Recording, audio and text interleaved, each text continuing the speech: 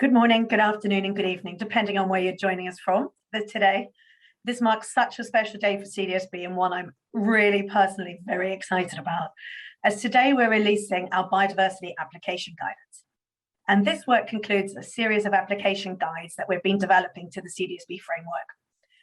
The aim of the water, climate, and now biodiversity guidance is to support companies disclosing nature-related information with the same rigor as financial information. And these guides really help answer the questions that we get asked every single day in the CDSB Secretariat. How do I do it? And what does it look like? They're like by far the common topic I get on literally everything. So while there has been so much progress in understanding climate-related risks and lots more needs to be done to meet the goals of Paris and keeping us below 1.5 degrees, significantly more needs to be done to account for nature-related risks. The recent floods and droughts, the dramatic decline of species that we're witnessing is a fact that no one can afford to ignore. It's imperative that we now see that these issues as interconnected and acknowledge the links to the people as well. Everyone has a role to play in tackling these issues, and ultimately we need to make sure that capital is allocated towards a sustainable and resilient businesses. For this to happen, companies must provide consistent, comparable, decision-useful and reliable information to investors. The guidance released today will not only inform future standards, but can be used now to provide information investors need. The guidance provides disclosure checklists, tools, and examples of reporting that are aligned with the TCFD, or the Task Force on Climate-Related Disclosures recommendations, and other standards. And it looks at biodiversity through the lens of dynamic materiality, where a sustainability matter such as biodiversity can become financially material either gradually or very quickly. For those that just want to get your hands on the guidance and have a look while we're talking today, go online. It's available at cdsb.net/biodiversity. So without further ado, I'm going to introduce to our speakers and panelists today. And at the very end, once we've had the speakers and panel, my colleagues Laura and Francesca will run us through, just give us an overview of the guidance and where to look, where to download it for all the highlights for you. We will have questions and answers throughout the panel today, so please start popping them in the chat as they do come up.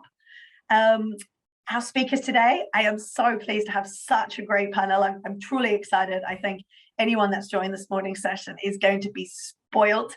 I'm delighted to be here and delighted to be chairing it. So I'd like to introduce Professor Partha Dasgupta from Frank Ramsey, Emeritus Professor of Economics at the University of Cambridge. That was a bit of a mouthful. Caroline van Linders, who is a Senior Process Manager at the Sustainable Transition Initiative, which is part of the Dutch government.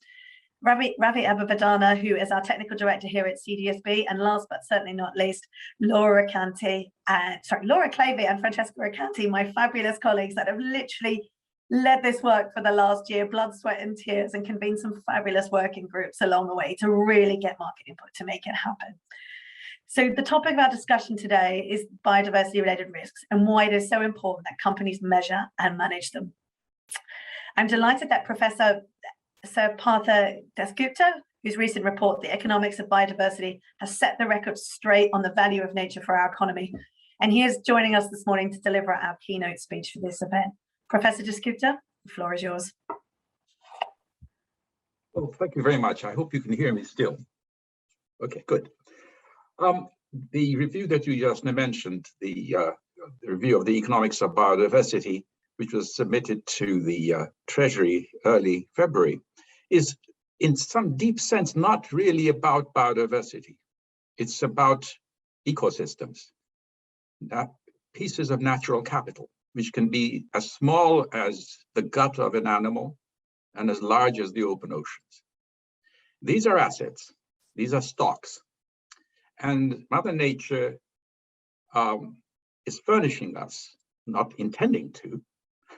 We're nowhere in her mind, but she's furnishing us with a plethora of services, goods and services, one of which, of course, is climate regulation, which you alluded to, Madi, a few minutes ago. But the others, which get overlooked or have been overlooked, are really very deep and often unobservable and unhearable, inaudible, that is. which would be cleaning up the mess, decomposing waste, that is, pollination, nitrogen fixation, cleansing of natural cleansing of water, and so forth. So there's a huge range of services we enjoy, which enables us to pluck out of nature goods and services which we then use to produce physical capital, like roads, buildings, the desk you're sitting at, and so forth, and human capital, education, health. These two latter classes of capital are bread and butter for companies. And not just companies, but government models of the economy and academic models as well. And they have dominated our understanding of economic possibilities. But of course, it has meant that we have misunderstood them, because one absolutely primary set of assets, which are ecosystems, have been missing. Now, one aspect of nature is that she's very mobile. She moves, which means what you do at one spot, one particular place, can have consequences, and usually does have consequences, far away and sometime in the distant future. Climate regulation as being affected by carbon emissions is a very good example of that. And I don't have to rehearse that fact. But it means that property rights are very hard to establish.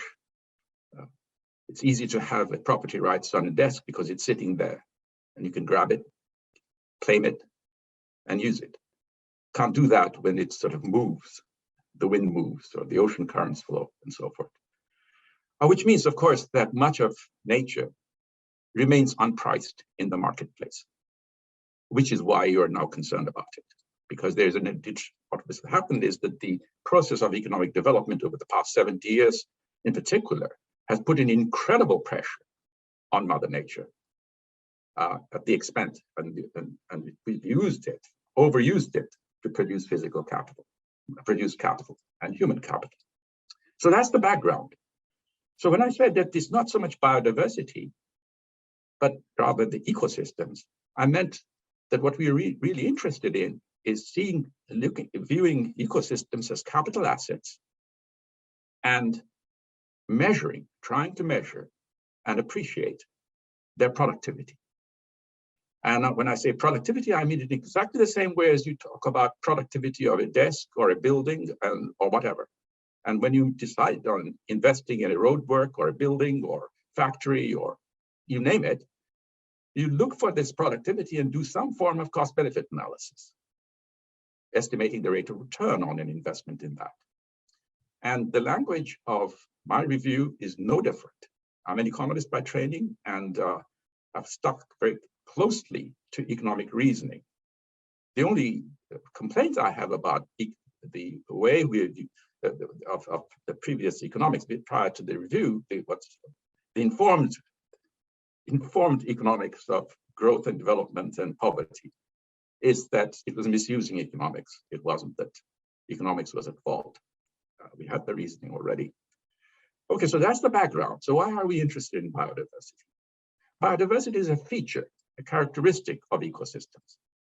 If you have a pond or a lake or a forest or a wetland or a mangrove forest or whatever, those are capital assets, okay? With, depending on its range, it could be small or large, and have processes guiding it, driving them, which may be very slow.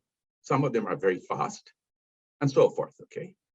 But you're interested in the productivity, and one of the findings of ecologists of recent decades has been that biodiversity, when conceived in a generous way, if you like, not simply head count of species, but something deeper. And I don't have time here to discuss what I mean by deeper, but just let's use the word biodiversity, contributes positively to the productivity of ecosystems. So it's almost like saying, look, this society functions well because people trust one another. The society is not, trust is not the society, trust is a characteristic of people, interpersonal relationships, if you like. But if there is trust, the society itself functions better. So think of that as an imagery. Okay, so that's why we're interested in biodiversity. In my review, I don't even bother about measuring biodiversity because I'm interested in measuring the productivity of ecosystems, and that can be done, and that has been done by many, many people. And one of the things I think firms ought to do now, particularly if you're interested in this area, which you should be, because it affects your bottom line, as they say, you ought to be hiring ecologists to work with economists. All right, so that's the background. Now, biodiversity connects with other environmental issues, a question that you raised in your notes to me before when we were discussing this topic. It's connected to other these services, including climate change, because the services that Mother Nature offers us are not just one, they're all over the place, as I mentioned, and they're complementary to one another. That's a key thing. They're complementary in the sense if you drive down one very heavily, then the others are affected adversely. As you can see from the connection between biodiversity loss and climate change. If you wipe out the rainforest, tropical rainforest, a great deal of biodiversity will be lost. But of course, at the same time, your climate is going to be hugely affected. Climate change, on the other hand, is going to change the distribution of biota, quite apart from many other things that happen, okay? Including, for example, the wind system and so forth. So these are all interrelated, that's for sure. Now, what do institutions have to offer, given that markets malfunction? The other question that you sent me to pay attention to in my talk was, what role do organizations have in reversing and preventing loss of biodiversity? And of course, I'm taking it for granted that you all know that at the moment, we're losing biodiversity in a big way and have been so for quite some time. Estimates abound, and I won't bother you with it. It's a really serious problem. And a symptom of that is the weakening of the productivity of some of the major ecosystems of the world. Climate change is, of course, one version of it. But the productivity of wetlands, of a variety of wetlands, the loss in productivity of the oceans as we dump garbage into it, as it has to absorb so much more carbon than it used to, is acidifying and so forth. So we're looking at the loss in productivity, and that's something that you should be concerned with. Now, when you asked about institutions, of course, there are households, firms, communities, governments, and of course, the international sphere. These are all institutions. The UN is an institution as well. And each needs to be involved in it for the simple reason that the range over which these services, nature services, cover is huge. Some of them will be at the household level, your plot of your garden, your backyard garden. That has biodiversity and is extremely important for your life. It's good for your health, it's good for many things. And of course, it's connected to other people's gardens and so on, okay? So I'm not going to work through each of the tasks, households, communities, but I'll speak a little bit about firms and then I'll close down, okay? And then we can have a discussion. Biodiversity matters to companies because, apart from anything else, it's one of the assets that you're working with. It's as simple as that. It may not come into your ledger, but that's only because there's no financial statement about it. You're not buying it from the market necessarily, but now I will talk about those where you do buy from the market. You're a company which is importing primary products from, let us say, Africa. And there's a long supply chain at the end of which you produce something which is sold in the supermarkets of the UK. And I'm the consumer, okay? Now in that supply chain, there are many things happening. One of them being that many of their actions are not observable. So there's moral hazard. In addition to the fact that many of the primary products that you buy are part of ecosystems, maybe coffee beans or whatever, okay, you name the product. It'll be from ecosystems. Now the market failure that I mentioned to begin with is operating there. And excessive use of that, particularly if the importing company is not particularly concerned about or doesn't have an understanding of the ecosystems which are supplying the primary products, there'll be additional pressure on it, namely, and which will then mean the supply chain is threatened or weakened, raising the risk on the profits that you're making. So, that's one reason you should be concerned with. I mean, when I say the risk, that may be the first thing that you observe. But of course, the average productivity would be declining too, and that will threaten your own profits. Now, in the old days of old, you might say, well, it doesn't matter if this sort of supply source goes under because the ecosystem has collapsed or near collapse. I can move elsewhere. The problem is a crowded earth at the moment. So that's not going to be that easy. Okay, so you need in some ways to protect it just the way you protect your own factory, because it's the source of your supply. Now, here's the problem. Well, here's another problem. These risks are correlated across firms, positively correlated firms, because your rival company is also buying the primary product from a neighboring ecosystem back in Africa or wherever. I'm just giving you a metaphor, I mean, giving you a storyline, okay? Given that, the positive correlation means what? It means that it is not easy for you to get insurance against the risk that you're facing, increased risk that you're facing. And if you can't get that, then we have a problem that you really need to invest in your own ecosystem. But the problem is your own incentive to invest in the ecosystem from which you're deriving your primary product is related to the risk that another company is facing. So the decline in the productivity of rival sources is affecting your own.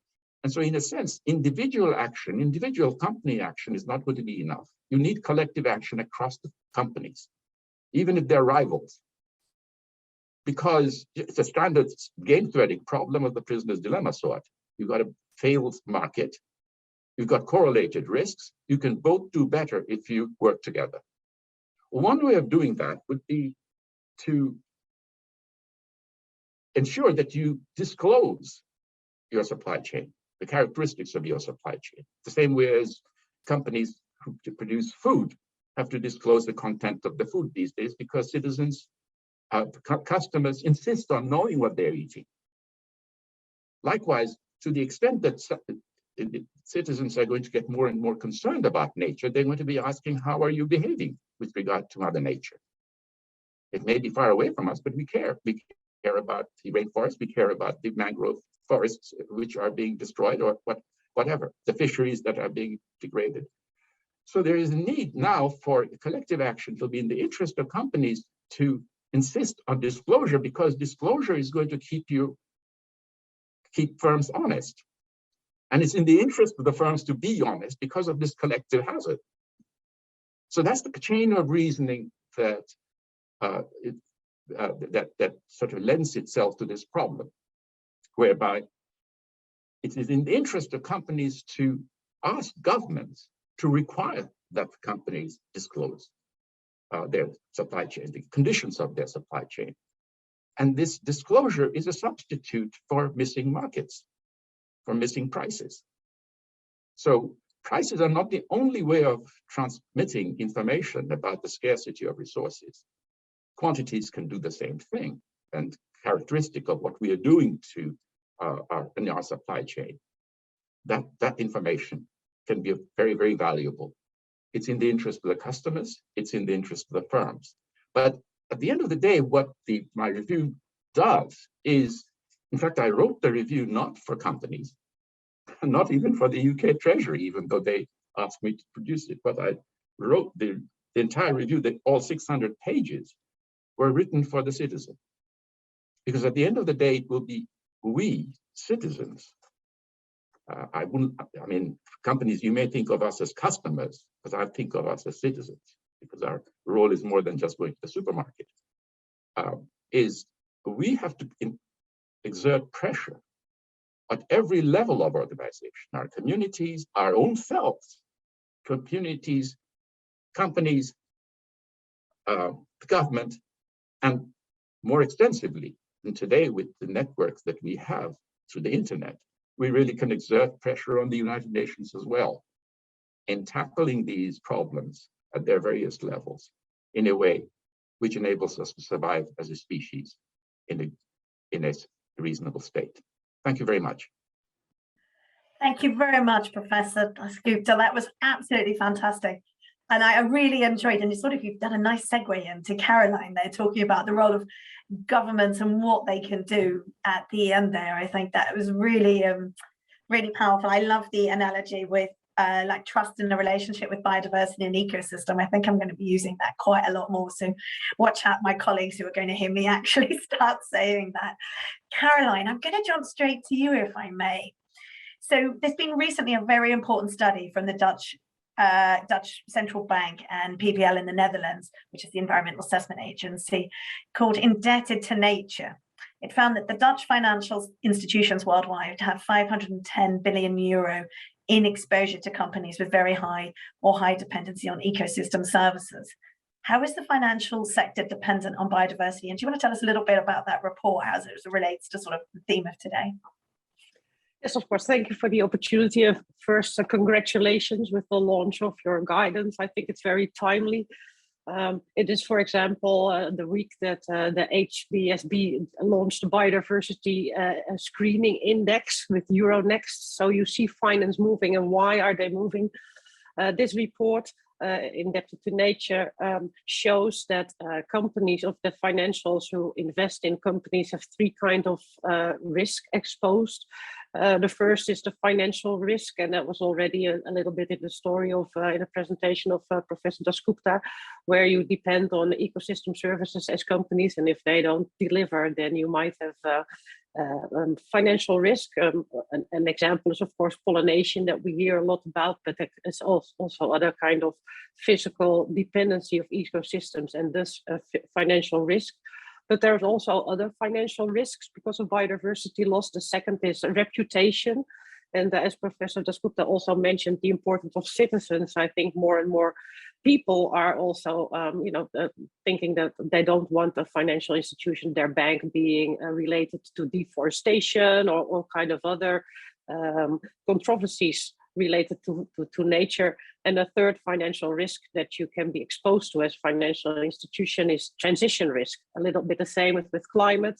If we get stringent biodiversity policies, for example, all kind of areas being more protected, and you have invested in companies that source from those areas, you can also be exposed to transition risk. So these three risks together are make that about a third of the Dutch financial system is exposed to fiscal risk, financial risk because of biodiversity loss. And maybe also interesting to notice that this study was repeated by the French Central Bank, and where it is 36% of the system in the Netherlands. It was even higher for the French financial system. And I also have to add that these are all numbers that are undervalued. So probably the risk is much higher because the study was done with a limited data that is available, because a lot of companies don't report yet on those biodiversity risks. So that's why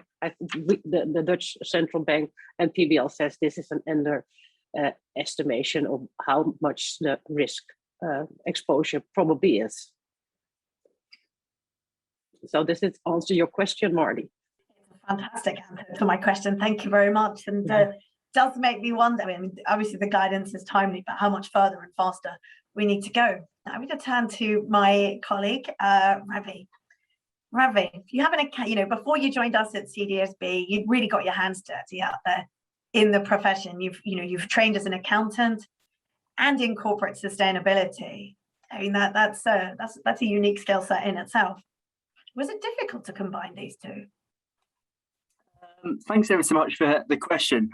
Honest, I think the fundamental principles of what we're talking about here, no, because like when you look at financial statements and what's material, if you look at the actual definition of materiality, so if you admit, misstate or obscure information, that could reasonably be expected to influence decisions of the primary users, in this case, investors of that report, then it's material. So, what Partha had mentioned earlier, biodiversity and ecosystem services do pose a risk to investors, and it's up to accountants to really, shed some light on that. This is, we have to, really stress the importance of, bringing someone on the journey.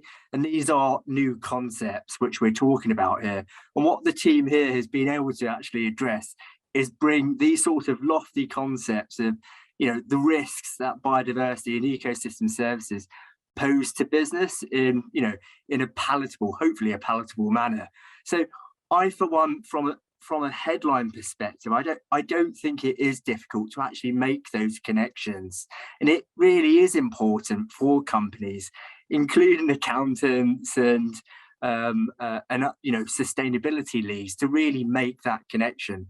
It is a big step, to make those connections, but the expectation is there for them to actually communicate via their mainstream report that includes financial statements, to include details around this. Because if I take my standard setter cap off and put on my preparer cap back on, this information is really important for an investor. And I worked for an agri commodity company before. Pollinators are very important in pollinating the plants which that business would ultimately sell on to customers. If there are no pollinators in certain parts of the world, that's a real challenge because of the way modern agriculture plays out. That poses a genuine risk to not only the financial position and performance of the company here, at this point in time, but also for the foreseeable future and them executing their strategy. So I think this is a really timely report, and I'm really happy with regards to the disclosure of this information to the market. So hopefully that addresses your question, Marty. It does, Ravi, and it leads me back to something that Professor Descriptor said earlier about the need for more, around ecologists and more ecology. How do we get more ecologists and understanding of ecology into business? Absolutely, and back in practice, you can't place all of this on an accountant. I think you really need to be very cognizant of, the power of a team in this. So, as Partha had mentioned, ecologists is a very important skill set, along with other skill sets within the actual company, to bring this to life. Professor Descriptor, do you want to say anything further on that from your experience, where they plug in? No, these observations were exactly dead on, so that's fine. There's nothing to comment on, except a couple of elaborations of what I was suggesting. I think accountants do a very good job. when I was young, I did quite a bit of work on developing social cost benefit analysis, like the grammar of social cost benefit analysis in developing countries. This was a sort of big subject in the 1970s. Sort of seems to have disappeared in some ways, largely because I think people know now how to do it, which is the idea really is to try and estimate shadow prices to replace market prices when the market prices are not adequate. At the time, the social cost benefit analysis literature was being developed in the 1970s. The famous one, Sir Little and Murley's OECD manual. There was one which I contributed to with Sen and Marglin for the UNIDO, United Nations Development Organization. They didn't have these issues in mind. They just had distortions of the market through economies of scale and so forth, where the market prices would be misleading. So you needed to correct for that to get. And what we've done since then, many economists have done since then, is to try to tease out ways of determining shadow prices or accounting prices for environmental goods, because the market prices are misleading. And there are techniques of trying to do that. Okay, when I talked about the productivity of ecosystems, that's what I meant. And I think the observation that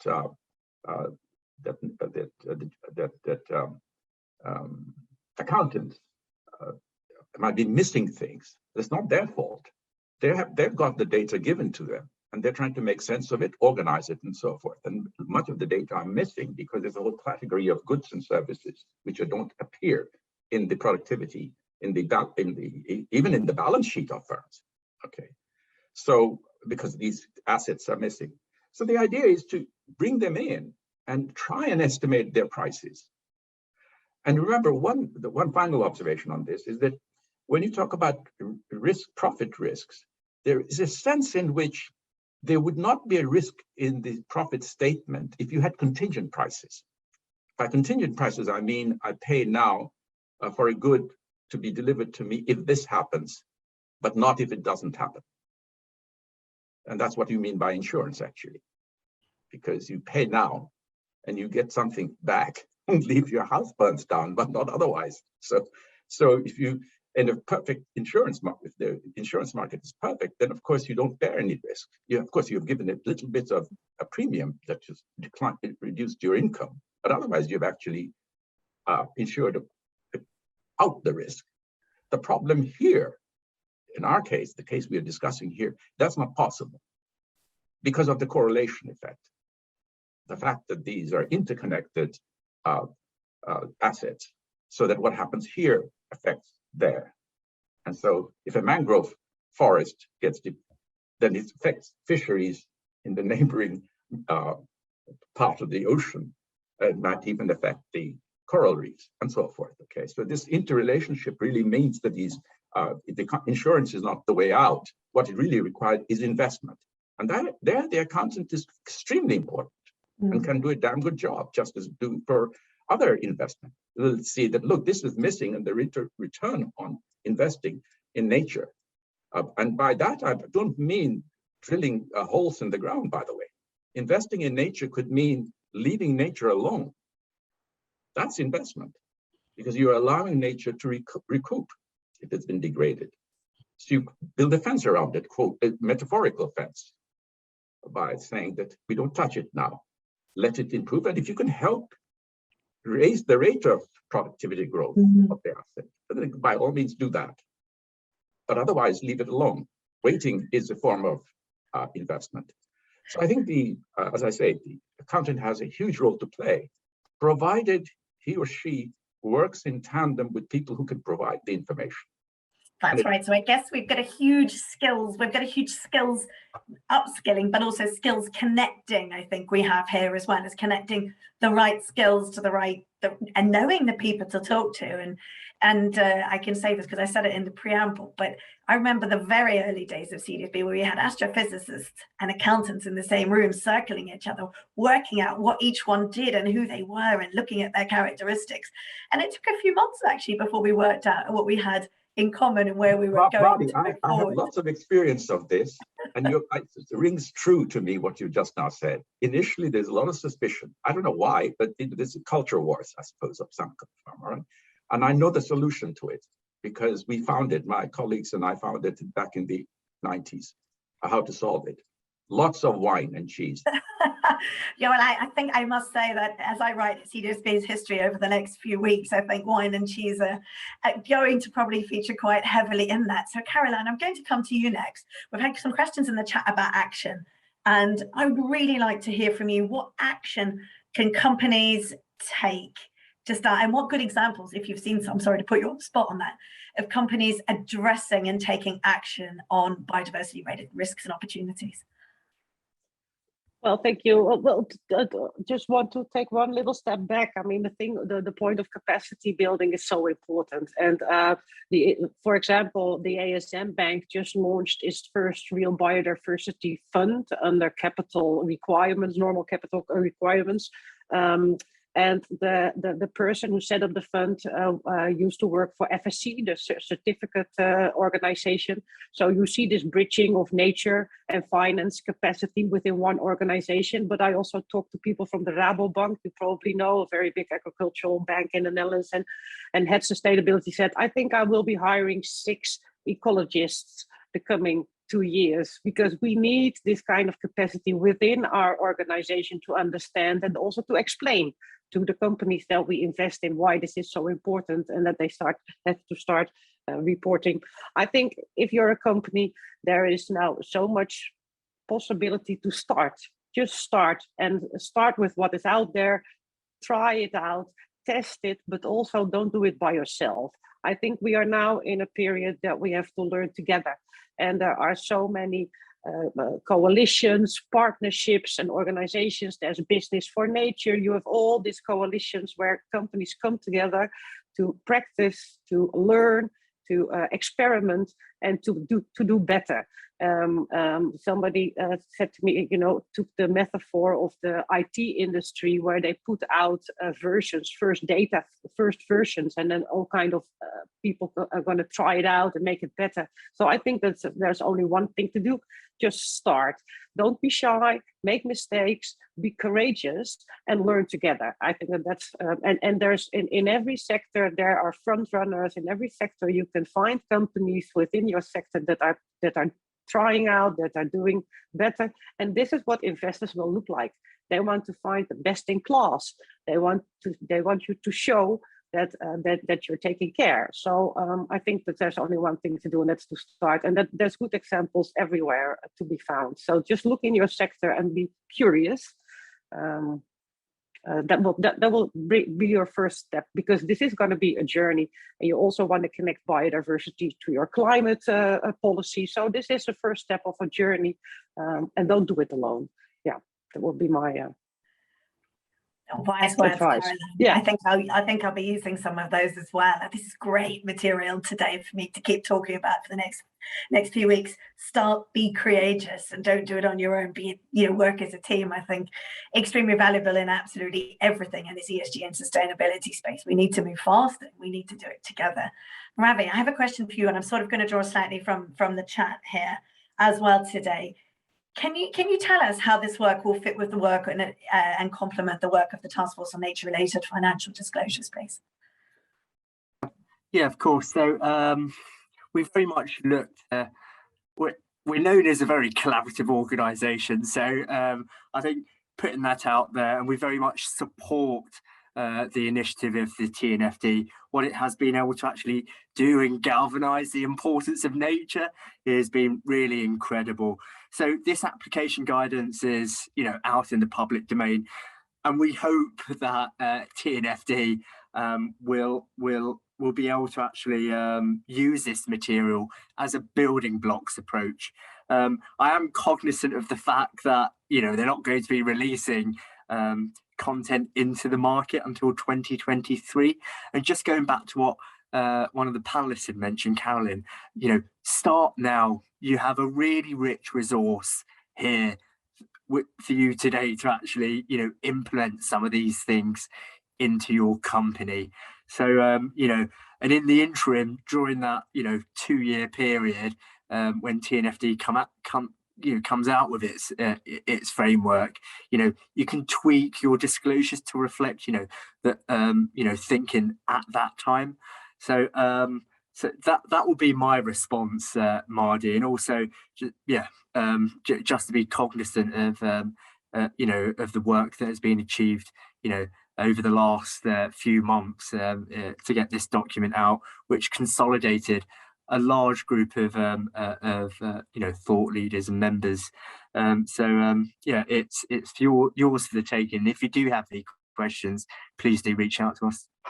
I'll put Ravi's email in the chat so you can all write to Ravi direct. One more question from me, Ravi, and then I'm going to invite Francesca and Laura to come and talk a bit about guidance. We've got time at the end. Grab some more questions. Ravi, so the during COP, it was announced that the International Financial Reporting Standards Setter would be setting up an International Sustainability Standards Board. And as part of that, CDSB will be merging in with our IP and our fabulous team in the coming months to help create that new board and give it a running start. Can you provide the audience today with an update of what that means for this particular guidance? Yeah, of course. Fantastic segue. So the CDSB Secretariat has been involved in the preparation or the preparatory work for the ISSB. So we've developed, in collaboration with other organisations who are focused on enterprise value, a set of recommendations, and it's up to the ISSB board to actually consider whether they want to take it forward or not. I hope they do. So with respect to your question about next steps, so the ISSB looks to push out some exposure drafts early next year. And if you read it in between the lines, you know, they're going to cover a couple of documents which were pushed out a couple of weeks ago. So climate standard as well as a general requirement standard. So what would be expected from an entity in disclosing sustainability related risks and opportunities. In addition to that, a third document is expected around an agenda consultation. So this is this details the work plan of the proposed ISSB over the foreseeable future. And this, you know, if you could include matters such as water, biodiversity, and human rights issues. So, you know, it's up for for market participants to, you know, input into those consultations and provide your feedback. And we're looking to, the ISSB are very much looking to, you know, react fast on this because we just don't have time. So they're very much going to be building upon the content of the of our organisation, as well as the value reporting organisation, which comprises of SASB and integrated reporting. And why will that be the case? Because they will be consolidating us. So yeah, that's just a short snippet. Hopefully. Thanks, Ravi. And so I guess in short, what that means, one, is when the agenda consultation of the new standards board comes out, please make sure that if you are passionate or interested in biodiversity, you reply and say that. Because the second thing is, if you can read between the lines, is when we merge, we take, not only is this guidance still available and we encourage you to keep using it because it keeps moving, we also have all of the IP and guidance that we take with us to give the foundation the running start on developing a biodiversity standard. So if you've already started to test this and work with this, it provides really good learnings for us to build something even better and use to develop a global baseline for reporting on biodiversity, you know, with the rigor and connectedness to financial standard setting, you know, very fast in the next few years. So please do, you know, keep a watch on all of these developments as they take place over the next few months, and do send us your thoughts on the guidance as we move along. But without further ado, I'm going to hand it across to Francesca and Laura to run us through the guidance. Thank you, ladies.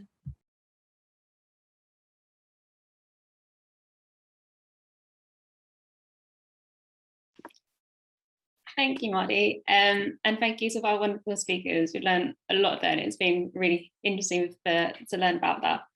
Just to quickly reintroduce myself, so I'm Laura Clavey, Technical Manager at CDSB, and also have Francesca Recanati, Senior Technical Manager at CDSB.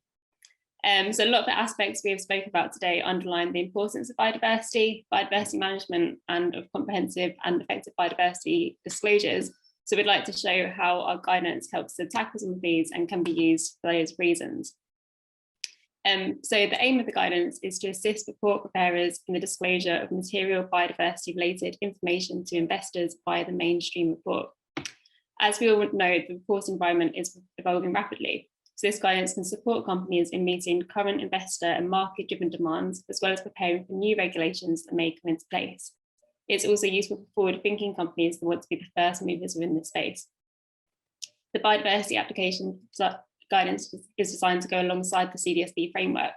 And for those that don't know, the CDSB framework contains 7 guiding principles and 12 reporting requirements, and the application guidance tackles the first 6 content-specific requirements. So how did we develop this guidance? We started with the formation of a working group of around 50 experts in various fields, and this includes NGOs, regulators, corporations, and investors. They've been engaged throughout the process, and this includes reviewing the document and debating technical points. We also held a public consultation in September that received really good feedback and a lot of collaborative responses. We aim for the guidance to be as aligned as possible with other materials in the market. We therefore conducted a thorough literature review before writing the guidance, and we have referenced and signposted these resources throughout the guidance. So this slide just shows some of the sources we drew from in the preparation of the guidance and includes various frameworks, standards, research papers and tools. Now we're going to go through some of the content of the guidance. Initially, we outlined some of the key characteristics of biodiversities that should be considered when preparing information for the mainstream report. And these characteristics are really embedded throughout the guidance, being built into each requirement. I'm just going to run through a couple of these as examples now. So the spatial dimension, this is the fact that biodiversity is very location specific, depending on where the operational sites are located, but also the fact that business impacts can have a wide geographical reach. The time dimension of biodiversity and the fact that impacts and dependencies vary with the natural dynamics within and across years, and this can be due to seasonality or species migration. In addition, there's the connectivity, the interconnectivity between biodiversity and other natural capital changes. For example, impact drivers such as changes in land use and pollution are shared with other environmental issues such as climate change and water degradation, and therefore there's the need to consider biodiversity management and biodiversity reporting holistically and not isolated. Additionally, there's the shared nature of biodiversity as a resource. And because it's shared with other stakeholders, there's a need to collaborate and engage and really face it as a team that's interconnected and also demonstrate to investors how this has been done. Biodiversity impacts can often be found outside organisations' direct operations, and this makes it really important to consider biodiversity management of the value chain and consider how this can be reflected in reporting as well. I'm going to pass over to Francesca now to run through a bit more of the content. Yeah, so just in addition to the key characteristics of biodiversity, so the scope of the guidance, as Laura was mentioning before, are these 6 reporting areas. So from governance to management of policy strategies and targets, risks and opportunities, sources of environmental impact, so basically metrics, and presentation of performance and future outlook. So, and what we did is basically to develop guidance and suggestions on how to report on these reporting areas while taking into account biodiversity and its key characteristics that Laura just mentioned. So just to give 2 examples, so on governance, for example, besides focusing on board and management due diligence, we also focus on stakeholder engagement along the value chain and in the area of operation or of location of suppliers, for example. The other thing is on risks and opportunities. So since it is an emerging topic, we provide examples of sources of biodiversity related risks and opportunities, because there are also opportunities, and we provide examples of implications for the business, so financial risks, to hopefully to support companies in better understanding this topic and the links with business. So for each of these 6 reporting areas, what we developed, so a disclosure checklist that help companies to check where they are, if they have all the information, and to create a roadmap, and detailed reporting suggestions and guidance that of course complement the framework, the CDSB framework, that is more general and applicable to all the environmental and non-social topics. And additionally, for each of these areas, we provide a list of useful external resources, from reports to deepen some concepts to tools that are really useful, for example, to identify dependencies and impacts. And the last but not least, we also provide example of existing practice from companies' mainstream reports. So just because I saw a question in the chat before, that was not an easy task. So we have much more good examples from climate, for example, but just probably because TCFD and other reporting framework provided a good resource. So with biodiversity, as I said, is emerging. So there were not many good practice, but we tried to collect some for each of these reporting areas. So besides these four elements that I just mentioned, so we in the guidance you find some elements, again, tables or figures that support the practice. So the first one is a roadmap to effective disclosure that basically illustrate a potential path on how to prepare disclosure and illustrate the link with internal practice and internal management and disclosure. So how to prepare like your company to tackle biodiversity risks and opportunities, and how to take information from your your internal management and practice. The other tool is like that we develop is this mapping table that basically maps the CDSB requirements or reporting areas that I just showed to you before to other reporting standards that address biodiversity somehow. So if you are reporting to those standards that are already on the market, you can take the information you have from those standards, and by following the CDSB biodiversity guidance, you can adapt those information and complement this information to be included in your mainstream reports, so together with financial information. I hand back over to Laura. Thank you, Francesca. In addition to that, we have some deep dive information on some useful concepts. And the way that we established this was, as well as our own research, we had deep dive calls with the technical working team, where we debated some of these ideas and concepts and the correct definitions for them. So some examples of the information report are what are ecosystem services, including explanations of the different definitions of ecosystem services and the different grouping systems, an explanation of the business drivers of biodiversity loss. And this includes how they relate to different influencing trends, such as economic and technological trends, as well as the different changes to the state of nature that can arise, such as loss of ecosystem extent and condition. Another one we have is a box around the assessment and management approaches, including primarily the impacts pathway approach, which assesses how, as a result of the specific business activity, an impact driver results in changes to biodiversity and how this affects stakeholders. Next slide, please. Thank you. We also have useful examples embedded throughout the report. So we have a table that has different management responses that organisations could take to address biodiversity issues. And this includes categorising them into the value chain position and mitigation hierarchy categories. We have the table that contains various biodiversity risks and opportunities, and these categorised into the risk categories that are aligned with the TCFD to help alignment throughout the report.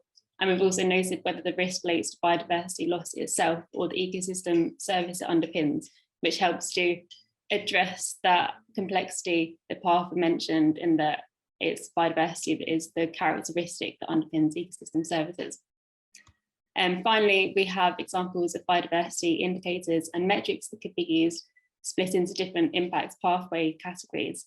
It's not shown on the slide, but we have a fuller table as well that shows links to different resources that can be used to actually measure the different impacts and dependencies. So just before closing, we are well aware that biodiversity is interconnected, as was mentioned by Laura and also Professor Partha before, is interconnected and with other environmental and social issues and topics. So even if this guidance is focused on biodiversity, within the guidance, we included links to climate, to water, for example, but also to social aspects where possible. And so, yeah, so that was just a final comment on the importance of tackling environment and society as a whole, not in silos, because there are connections and implications among the different aspects. So before closing, just a few next steps.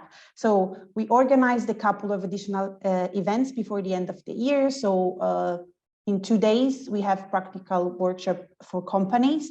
So when we will provide suggestion on how to start disclosing on biodiversity. And on December 7, we have an event for policymakers. So you'll find all the links on our website. And in terms of resources, beside the guidance that has been launched today, we are finalizing an e-learning course that will go on the TCFD Knowledge Hub. that again, like on disclosing biodiversity related financial information in the mainstream report. And we will also publish translation of the biodiversity guidance at the beginning of next year's into translation into Spanish, French, and Portuguese. And that's all from our side, so I can hand back over to Marty. Francesca, it absolutely is not all from you and Laura. Thank you very much. The chat is full of questions, so I'm going to try and get a couple out quickly before we get to the hour. So we have a very good question about how do we translate the 6 reporting areas that you had on the slide to the 4 pillars of TCFD? Shall I take that? So because I've just answered it. So if you refer to the page 79 of the application guidance, there is a mapping between the TCFD recommendations and the biodiversity application guidance. So hopefully that addresses your question, Anthony. In fact, I think it will address your question. Thank you very much. Just in short, for those that don't know, the TCFD recommendations were built directly off the CDSB framework. So the principles and requirements of our framework are almost word for word identical to that of the TCFD. So there's a huge amount of alignment inherently built in any guidance that we develop because of that close association. Now, I've got another question here, and maybe Caroline will have some thoughts around Kunming at the end as well related to this question. Does the engagement and collaboration section of the guidance include a reference to alignment with the global and national biodiversity targets and national biodiversity plans where the company operates? This will be critical to support the new efforts of the CBD global biodiversity targets that we're hoping for next year. Well, I think that within the CBD, there's a lot of talk of how to strengthen and make a framework that is also helpful for companies to set targets and to understand when they have done enough. Also for financial institutions, all the people that are starting on this biodiversity topic, they are calling for good targets and a good goal, so that everybody knows what they have to aim for. And of course, there's a lot of talk also within the CBD context on monitoring and how to monitor progress. And well, a coalition like Biodiversity for Nature is very active in trying to bridge what is going on accounting and measuring in the business world and relate it in the best way they can to the CBD process. So I think that all companies that are interested in this topic, and especially concerning governments, because it's not only the financials that are starting to move, also governments are moving. We have the EU taxonomy taking up biodiversity. We just had a meeting with the G20 financial working group who want to pick up biodiversity. So also governments are starting to move. So it will be reflected in, we all hope, the new global biodiversity framework. That is very, very, very good and welcome news. I'm going to try and get one lucky last question in if I can. And this is a question from Cornelius. Natural resource economists see work on natural capital valuation as a positive contribution towards mainstreaming and getting finance professionals to take these developments seriously. But I often find that accountants, including those working on sustainability, are very skeptical, even oppose monetization, as they point to the various uncertainties, reliability, accuracy, we know those, and fear that this will lead business managers to abuse, commercialize natural assets. How do the panelists suggest we fix this dilemma on contrasting views around monetization? Because we do get it a lot. Who would like to go first? In fact, I'm going to point this to Laura, in fact, because and Francesca, because we have a section on valuation within the actual application guidance. So the floor is yours, and then other panelists, please do contribute. Thank you, Rory. Yeah, it is a really tricky one, because I do think valuation has those kind of different meanings to different people. In that, is it the actual monetary amount that goes onto the financial books, into the statements, or is it the societal value or the other values that you can build into it that show or reflect what the actual loss is, or the damage, or the benefit? And from the natural resource economist perspective that you mentioned, it doesn't quite align with the monetary amount of what you actually put in your books, because you're not going to see that, you're not going to have that reflected in your financial statements. I'm not really sure exactly how to fix it. I'm sure the people on the panel will know better than I do. But I think in terms of reporting, it's really important to have transparency. So if you just include the amount that you have in your books, you're probably undervaluing it and missing the big portion of the value that's associated with nature. Whereas if you put the full amount, maybe you're overstating and over showing the risk for your company, because actually the societal value won't be reflected back into your organisation. So I think it's about transparency and understanding the limitations. But yeah, happy to pass on to any other panelists as well. Okay, well, Laura, I think I'm actually going to have to leave it there. We are at the hour that has just flown by. I'd like to thank Professor Dasgupta for your fabulous keynote and interventions. Caroline, I absolutely love seeing you. I love speaking with you, and I've been inspired by you for almost all of my career in this space. So keep being fabulous, please, and keep leading. We need you, and you're doing a fantastic job. And to my team, what a day for you all. You know, huge amount of hard work and convening, and I know how much hard it's work has been. So congratulations for all of your efforts and really getting something groundbreaking out into the market that we can all start using. So we heard a lot about capacity building today, but to use Caroline's words, we all need to get started, we need to learn, we need to experiment and do better.